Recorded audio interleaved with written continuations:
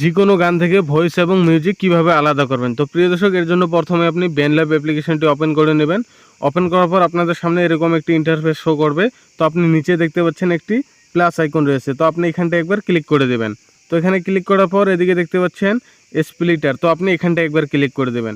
Click করে দিয়ে তারপর এখানে দেখতে পাচ্ছেন ইম্পোর্ট এ সং, তো আপনি যে গান থেকে মিউজিক এবং ভয়েস আলাদা করতে চান সেই গানটি আপনি এখান থেকে সিলেক্ট করে নেবেন। তারপর অডিওতে ক্লিক করে এবার আমি আপনাদেরকে দেখানোর জন্য এই গানটি সিলেক্ট করে নিচ্ছি।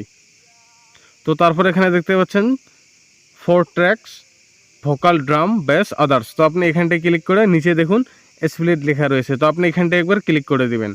তো ক্লিক করার পর এখানে দেখুন চলে এসেছে, প্রথমটা দেখতে পাচ্ছেন ভোকাল, তারপর হচ্ছে ড্রাম, বেস, আদার্স, এখানে কিন্তু পিয়ানো মিউজিক রয়েছে, এই দুটো মিলে গানের মেইন বিট। তো এবার আমি আপনাদেরকে দেখাচ্ছি, এখান থেকে যদি আপনি গানের মিউজিকটা শুধু রাখতে চান তাহলে যে এদিকে দেখতে পাচ্ছেন এই ভোকাল, এটা আপনি 0 করে দেবেন ঠিক এভাবে। এবার যদি আমি প্লে করি তাহলে কিন্তু শুধু মিউজিকটা বাজবে।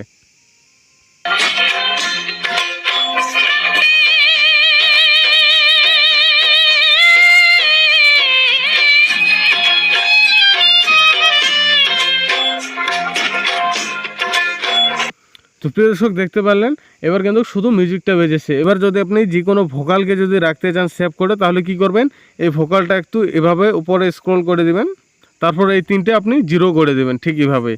তো যখনই 0 করে দেবেন এবার কিন্তু আপনি শুধু ভোকালটা শুনতে পারবেন, একটি মিউজিকও থাকবে না ভোকালের সঙ্গে।